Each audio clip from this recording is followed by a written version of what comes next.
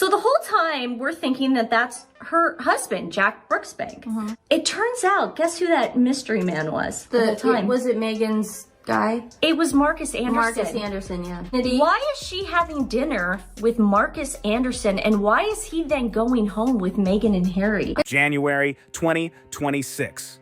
Those photos people quietly whispered about for years just blew up all over again. Meghan Markle, Marcus Anderson, side by side, non-stop. Soho House events, Paris Fashion Week, even Disneyland trips with her kids.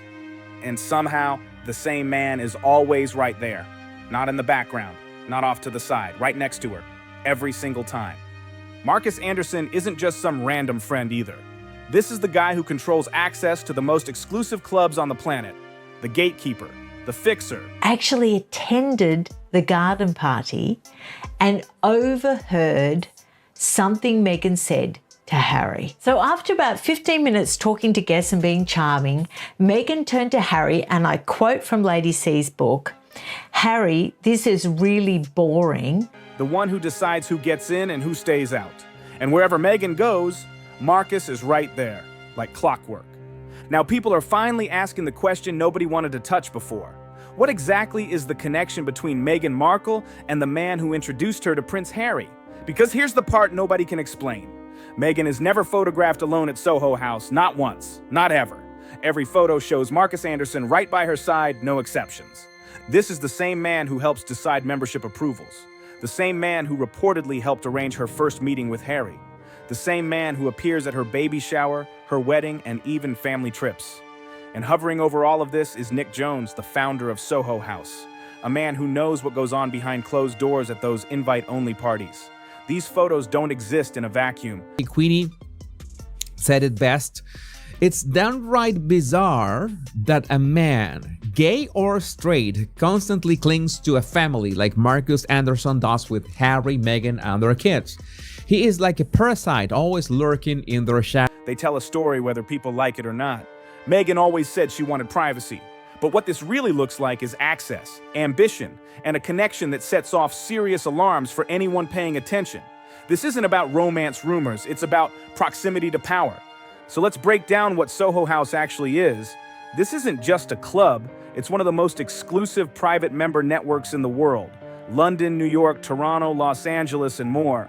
You don't just pay a fee and walk in, you need sponsorship, you need approval, and most importantly, you need someone powerful backing you. And that someone is Marcus Anderson. He's the global membership director. He didn't start at the top either. He worked his way up from waiter to becoming Nick Jones's right-hand man, the guy who builds the guest list for elite celebrity parties, the guy who decides which actors, models, and wealthy insiders get access to those rooms. Meghan Markle's best friend, who set her up with Prince Harry, has vanished. Whatever happened to Meghan's best friend, Marcus Anderson? The tall, handsome Canadian was third wheel in the early days of her romance with Prince Harry, and he was front and center at their 2018. Nick Jones founded Soho House in 1995 and turned it into a global empire worth billions. And he's been very clear about one thing. He said publicly, "We try not to give membership to people who would fuel paparazzi or bring press." That rule mattered. Big names were turned away. Kim Kardashian, Kobe Bryant, global superstars with massive fame, too much attention, too much press. Soho House said no. So here's the question that won't go away. How does Meghan Markle, a cable TV actress on Suits, reportedly earning around $50,000 an episode, gain access to Soho House locations worldwide? How does she become a regular when bigger names were shut out? There's one explanation people keep circling back to: Marcus Anderson, the gatekeeper himself. Meghan and Marcus became very close friends with the one man who could open every door that mattered. This wasn't luck. This wasn't coincidence. And so for Harry himself, he's now, in many people are suggesting, trapped. And as his mother famously said in that line, it's difficult because there's three of us in this marriage. History, truly, according to that source, is repeating itself. Harry is very much sort of whatever is suggested, he has to go along with it. This looks calculated.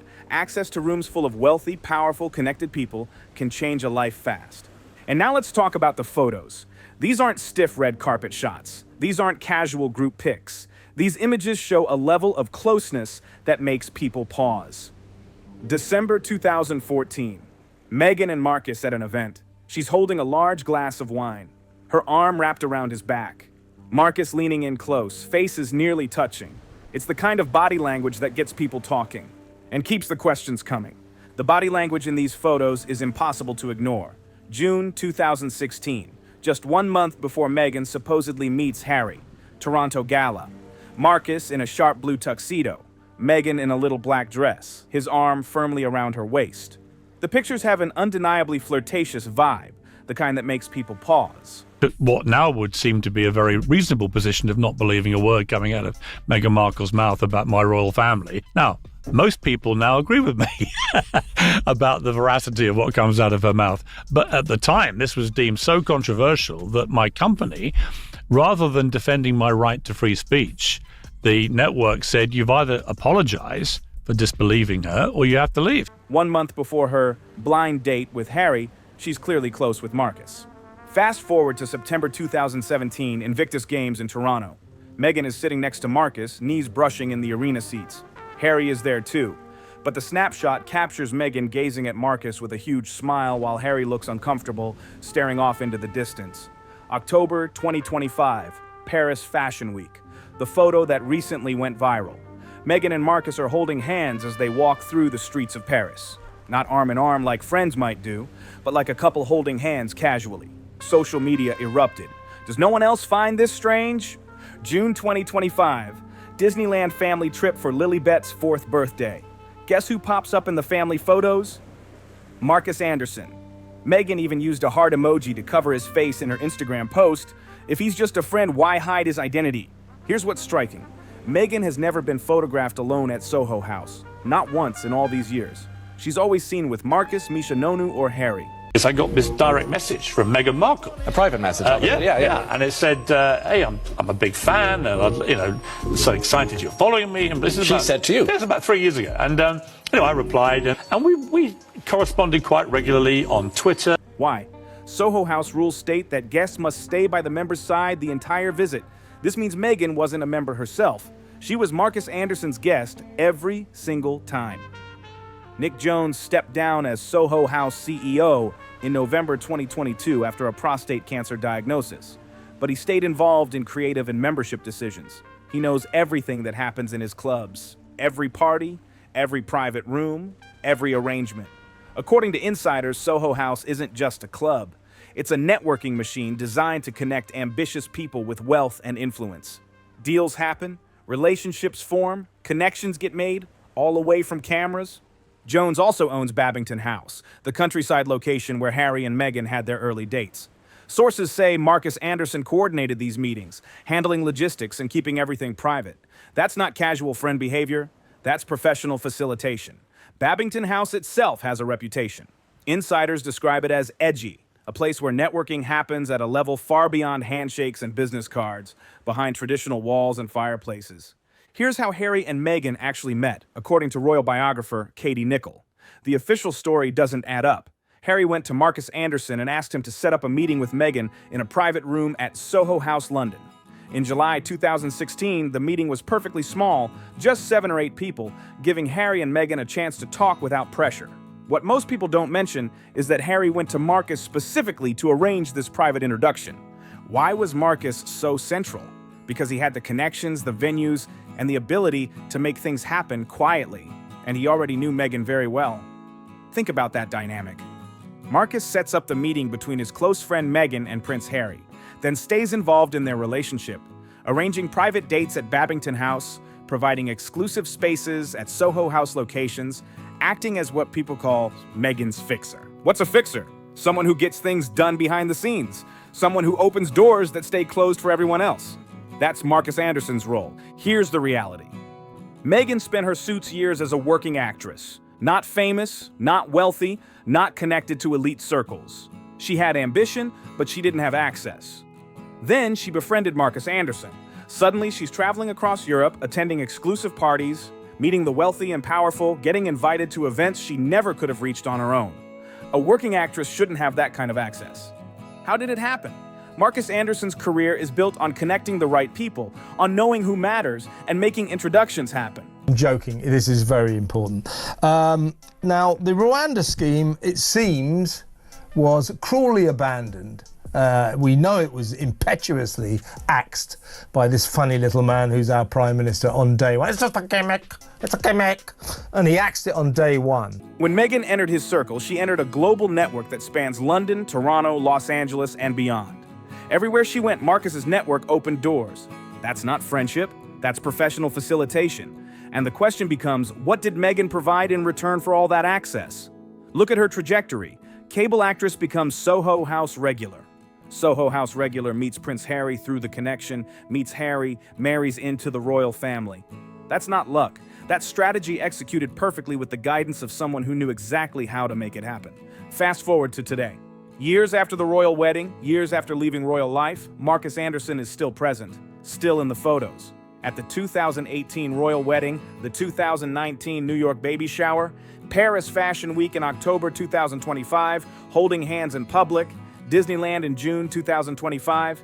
He's described by sources as the second most important man in Meghan's life. Second only to Harry, ahead of her own family. Think about that phrasing.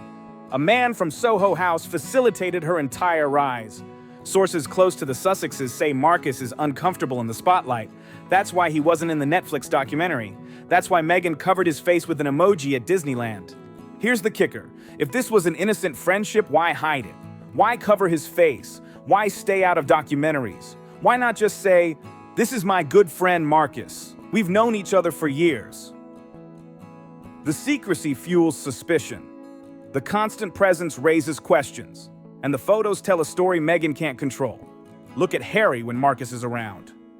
September 2017, Invictus Games. Harry looks uncomfortable while Meghan gazes at Marcus adoringly.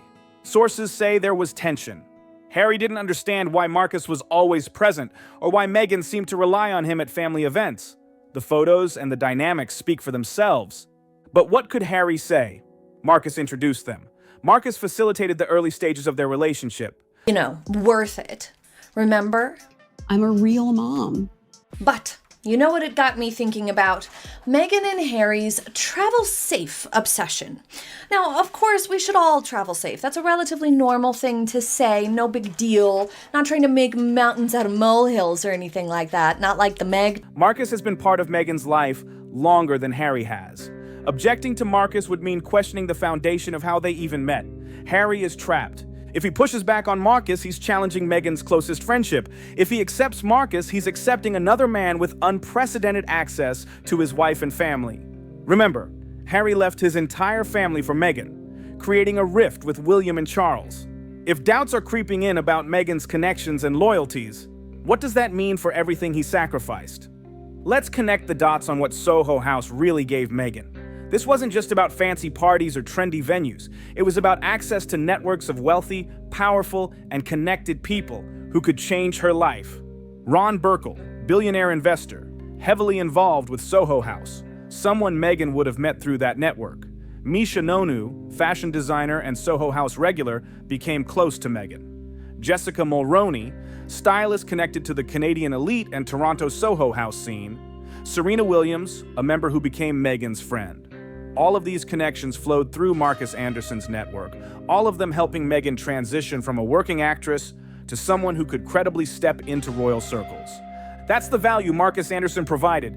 Not just friendship, but access, networks, and opportunities. Meghan used that access strategically. But what did it cost? What did she give in return? People like Marcus don't invest that kind of time and energy without reason. These photos going viral in late 2025 matter because they show the relationship never ended. Years after the wedding, years after leaving royal life. Marcus Anderson remains the constant presence, raising questions about loyalty, about who Meghan is really connected to, and whether the royal marriage was her goal or just a step in a larger plan. Think about it. Meghan accessed the royal family through Marcus Anderson's Soho House network. She used that platform to build global fame, then left royal life, keeping both her fame and Marcus by her side. What does that tell you about priorities? It tells you Marcus Anderson's network was always more important than the royal family. The Soho House connections were the real prize. Harry was the vehicle to get there. And now Meghan is building her California empire with Marcus still playing the same role he had in Toronto 10 years ago. Nick Jones attended Harry and Meghan's wedding, but has remained publicly silent about Meghan's years in Soho House. He's never revealed what happened in those private rooms. We don't know if a meeting is definitely going to take place. We do know the Duke of Sussex is very keen to see his father. I think the key issue is that if any details of this meeting, should it go ahead, are leaked to the media, that could compromise a reconciliation, because what I'm told is at the heart of all of this. But his silence speaks volumes. Nick Jones knows everything: who attended, which parties, and what arrangements Marcus Anderson made. He knows how Meghan went from guest to duchess, using his venues as the launchpad. Jones protects his brand. Soho House sells discretion and privacy. If he revealed details about Meghan's time in his clubs, the trust in Soho House would vanish. So he stays quiet, maintains the friendship, attends weddings, protects his business, and the key players know what happened. Marcus Anderson knows, Meghan knows, Nick Jones knows. So what does all this mean for Meghan's rise? Think about the trajectory. From a working actress with ambition but no connections, to a Soho House regular with a network that could open every door. From there, meeting Harry, stepping into the royal spotlight, then leaving royal life, but keeping the fame, influence, and Marcus Anderson firmly by her side. That's strategy at work. The question is, how much of this was luck and how much was calculated? When you look at the consistency of Marcus's presence, events, family trips, fashion weeks, high-profile parties, it's hard to chalk it up to coincidence. This is someone who knows how to navigate elite circles, how to get what he wants without drawing attention, and how to make Meghan's access look effortless. And the photos tell a story no press release or public statement can undo. Meghan isn't just casually friendly with Marcus. She's consistently close, in private and in public. Holding hands in Paris, hidden faces at Disneyland, smiles, touches, proximity that raises eyebrows. The images suggest a bond that continues long after her royal wedding, long after she left royal life. So what did Marcus provide exactly? Opportunity, connections, influence, access to people like Ron Burkle, Misha Nonu, Jessica Mulroney, Serena Williams, and dozens of others who could elevate Meghan's career and profile, and she used it brilliantly. But it also begs the question, what was the cost? What did she give in return? The reality is, people don't invest time, energy, and access without reason. Marcus had a role and Meghan benefited, but their partnership was mutual, strategic, and carefully maintained. Even today, Marcus remains the constant. Still in photos, still making introductions, still quietly influential in her life. That presence raises questions about loyalty, priorities, and the real story behind Meghan's meteoric rise. And while Harry was swept up in the romance and royal spotlight, Marcus was quietly doing the work that made the rise possible. That's power behind the scenes, that's influence most people never see, and that's why years later the photos are causing such a stir. They show the truth in plain sight. Meghan's rise, her fame, her empire didn't happen by accident, and Marcus Anderson's fingerprints are all over it. The photos exist, the timeline is clear, the access is undeniable, and the relationship continues even years after it should have ended. Here's what nobody can explain. Why is Marcus Anderson still so involved in Meghan's life long after introducing her to Harry? What role is he playing today? He's not her employee, not her manager, not officially her business partner, yet he's at family vacations, holding hands at Paris Fashion Week, always present, always visible. He's described as the second most important man in her life. What kind of relationship is that? Normal friendships don't maintain that level of involvement across continents, across years, through massive life changes. The only explanation that fits is that Marcus Anderson knows things. He has information. He maintains power over Meghan's narrative because he was there for all of it. The Toronto years, the Soho House parties, the networking with wealthy men, the strategic positioning that led to Harry. Marcus was there. He's insurance, the keeper of secrets, the person who can confirm or deny what really happened in those years before Harry. Meghan keeps him close because letting him drift away could mean losing control of that narrative. These photos keep going viral because the relationship doesn't make sense. The explanation doesn't match the evidence. If Marcus is just a friend, why the hand-holding? Why the constant presence? Why family events? Why cover his face in photos if it's innocent? Why the secrecy? Why not just openly call him a friend? The more Meghan tries to keep Marcus in the shadows while keeping him in her life, the more suspicious it looks. The more questions arise. And Nick Jones knows the answers. Marcus Anderson knows the answers. Meghan knows the answers. But none of them are talking. Talking would mean revealing how a cable TV actress used exclusive club access to network her way into elite circles, and ultimately into the royal family. This isn't a fairy tale. This is calculated ambition, executed through strategic relationships with powerful men who controlled access. The photos tell that story. Meghan with Marcus in 2014, 2016, 2017, 2019, 2025, a decade by his side. A decade of him opening doors. That's not random. That's not friendship. That's a partnership that changed Meghan's life and continues to define it years later. And the truth about what happened in those Soho House private rooms, that's the story Nick Jones knows, but will never tell. Protecting that secret protects Meghan, protects Marcus, and protects the Soho House brand. But the photos don't lie. They aren't going away. Neither is Marcus Anderson, and neither are the questions about what really connected a struggling actress to the man who would introduce her to a prince. If you watch this and have thoughts, drop them in the comments below. If this breakdown made you see things differently, hit subscribe and stay locked in for more deep dives like this. Don't forget to like the video and share it with someone who needs to see it.